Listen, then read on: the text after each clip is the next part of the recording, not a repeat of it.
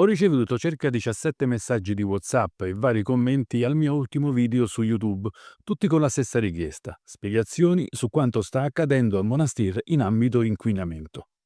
Capisco perfettamente la preoccupazione di chi mi ha scritto e ho deciso di offrire una spiegazione più chiara e dettagliata a tutti coloro che si erano seriamente preoccupati dopo aver visto un video su YouTube. Ovviamente la notizia è vera, reale e grave, ma qualcosa di necessario va aggiunto. E come se va aggiunto? Monastir è un governatorato, per cui quando in contesti come il mio diciamo semplicemente Monastir, tendiamo a indicare le località turistiche o dove vivono stranieri. Lo faccio anch'io, dicendo semplicemente la vita a Monastir, per esempio. Ma attenzione, stiamo parlando di un governatorato di oltre 1000 km² con 35 km di costa. C'è la zona turistica, Scanes, Suani, la Marina, il porto. Qui si concentra una popolazione di circa 110.000 persone ed è proprio per questo che sarebbe opportuno, quando si parla di Monastir, specificare a quali zone ci si riferisce se diamo informazioni importanti.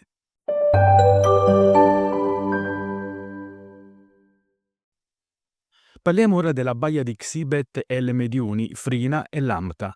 La situazione è realmente drammatica. Mi ha colpito molto il lavoro che stanno svolgendo molte associazioni di settore nel denunciare questi eventi ed hanno sicuramente tutto il mio appoggio. Parlano della situazione e non dicono semplicemente Monastir. Vi mostro uno stralcio di un loro post. Recita così. L'immagine presa dal satellite Sentinel-2 il 18 giugno 2025 alle ore 10 documenta una situazione ambientale angosciante al largo della costa Casiba El Modiuni, in provincia di Monastir. Precisano in maniera inequivocabile la zona interessata. Questa la ritengo corretta informazione. I fatti sono legati ad alcune industrie tessili che scaricano in mare sostanze altamente inquinanti.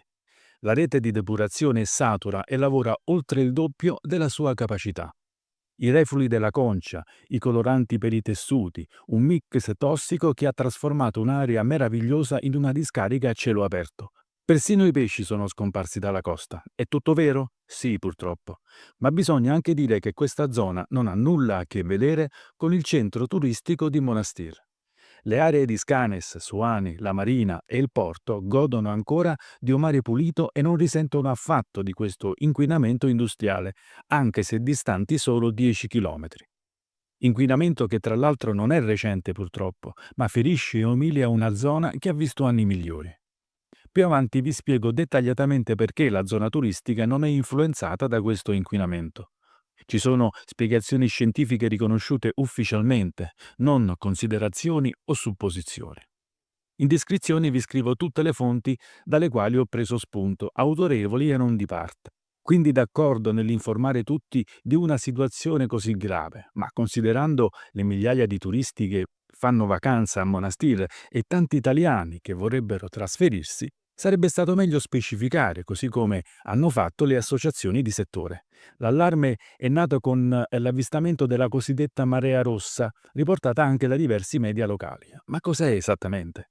La marea rossa è una fioritura massiva di microalghe, soprattutto dinoflagellate e diatomee, che proliferano in condizioni ambientali favorevoli. Il nome deriva dalla colorazione delle acque, rosso, arancio o marrone a seconda delle specie. Ma attenzione, non tutte le maree rosse sono tossiche e non dipendono esclusivamente dall'inquinamento industriale. Le cause principali sono naturali: l'aumento della temperatura dell'acqua, l'irradiazione solare elevata, la stabilità delle acque e il fenomeno dell'upwelling, cioè la risalita di acque profonde ricche di nutrienti. Per nutrienti mi riferisco a sostanze organiche presenti nei fondali che, risalendo, alimentano il proliferare di alghe.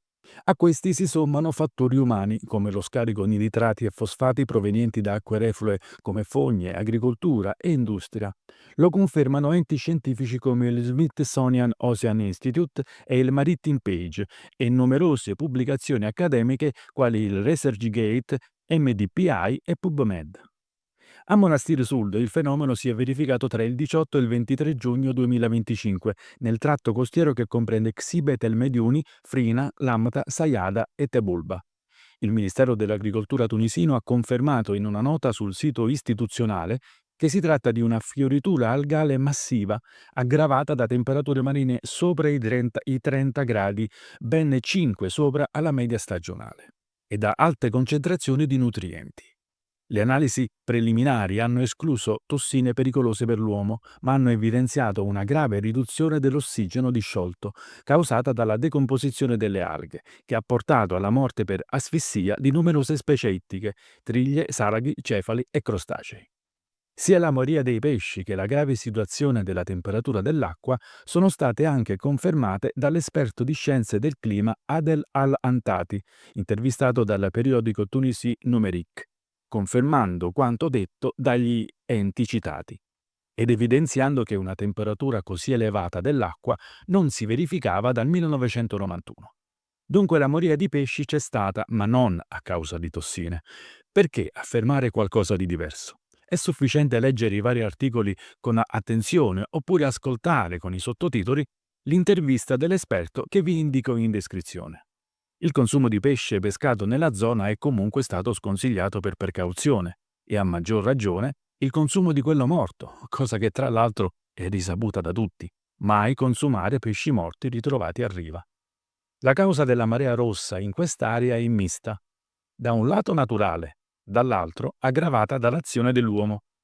Gli impianti di depurazione sovraccarichi, come quelli di Frina e Sayada, Lamta, Bujar, hanno scaricato ogni giorno più di 10.000 metri cubi di acque reflue non trattate, piene di sostanze organiche, fertilizzanti e metalli pesanti. Tuttavia, benché queste notizie diano i brividi, almeno qualcosa di buono possiamo dirla. Il centro turistico di Monastir e le sue spiagge non sono stati colpiti. Chiaramente la situazione dell'area di Xibet è grave ed è giusto parlarne, ma perché non riportare esattamente quel che scrivono le associazioni di categoria, senza semplificare il linguaggio parlando di Monastir e creare false e dannose preoccupazioni? Il governatorato di Monastir soffre già di questo grave disastro ambientale. Vogliamo caricarlo anche di problemi che non ha? Sinceramente resto un po' sconcertato da questo, ma diciamo che va bene così.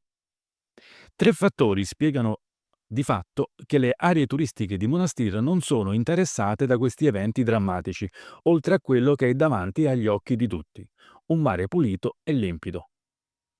La prima è la distanza geografica, 10-15 km a nord.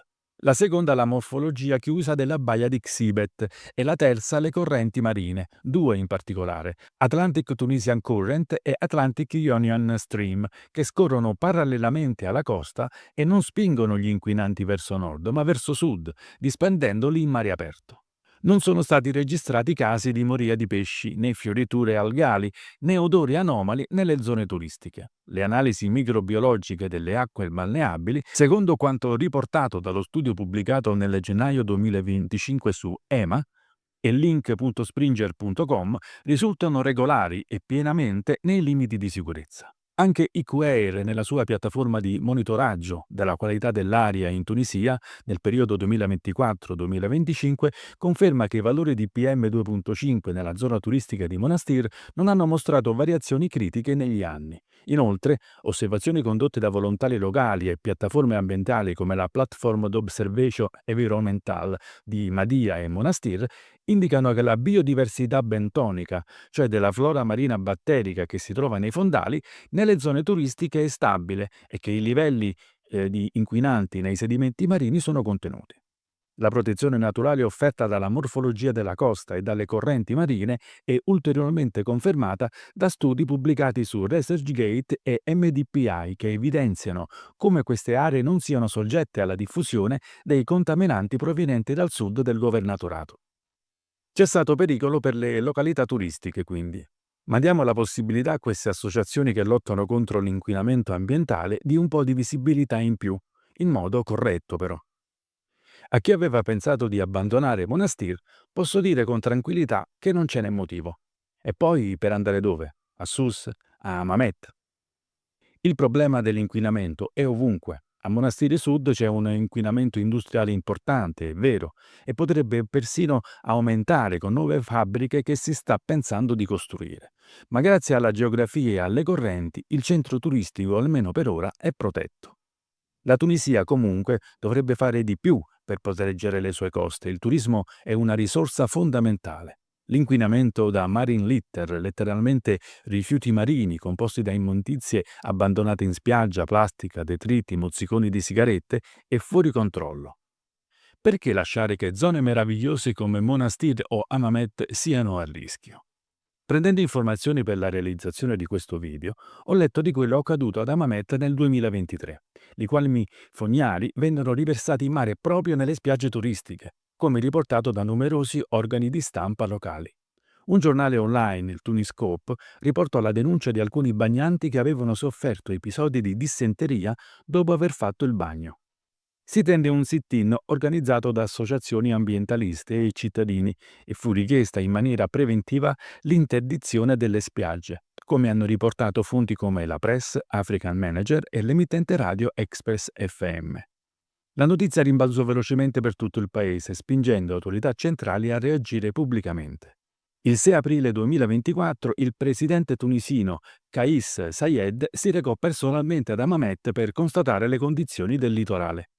Come riportato da webdu.tn, Saied definì un crimine lo stato di degrado in cui versava la costa, sottolineando la necessità di far rispettare la legge per proteggere il dominio pubblico marittimo.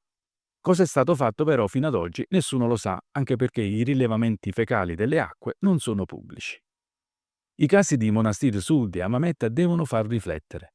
Il problema dell'inquinamento industriale, del marine litter, ma in particolar modo quello degli scarichi fognari, interessa tutte le aree turistiche sovraffollate in quasi tutto il mondo. Serve un'educazione ambientale a partire dalle scuole. La Tunisia vive di turismo in buona parte, perché non salvaguardare località così meravigliose? In sintesi, per l'inquinamento tossico, metalli pesanti, scarichi industriali, la zona sud di Monastir, insieme al Golfo di Gabes, Sfax, Chott el Ked e Taparura, Bizerte, zona industriale e porto, Rades, La Goulette, sobborgo sud di Tunisi, è tra le più contaminate della Tunisia. Una zona però, come ho descritto, che non può influenzare le aree turistiche più a nord. Ma la situazione ambientale per quanto riguarda l'inquinamento da marine litter è grave in tutta la Tunisia.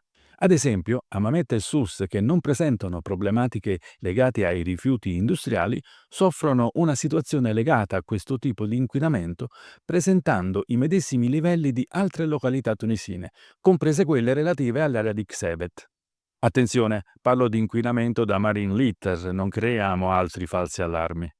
Si tratta di un tipo di inquinamento differente, ma i dati pubblici sono chiari. Monastir Centro e Madia, invece, mostrano dati migliori, anche se non bisogna abbassare la guardia. Le conseguenze per la nostra alimentazione le conosciamo bene. La presenza di metalli pesanti e plastiche nei pesci che consumiamo ogni giorno è ormai un problema diffuso ovunque. Sono già anni che la sanità mondiale invita tutti a informarsi sulle specie locali più contaminate ed evitare di consumarle troppo frequentemente. Anche la Tunisia, come altri paesi, ha questo problema. Date un'occhiata a queste pubblicazioni se volete approfondire. Possiamo godere delle spiagge turistiche e stare tranquilli per ora? Ma certo, le tabelle con i valori di inquinamento sono pubblicate dai vari governatorati e potete visionarle da voi, anche se per alcune località non sono rese pubbliche.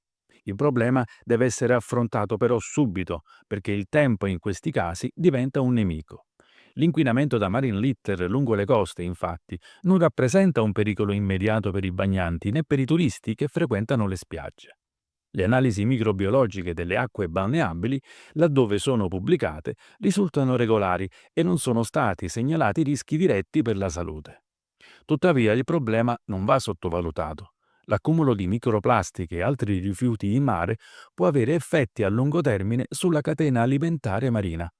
Consumare pesce locale in modo frequente, specie se proveniente da zone poco controllate, potrebbe portare a conseguenze per la salute.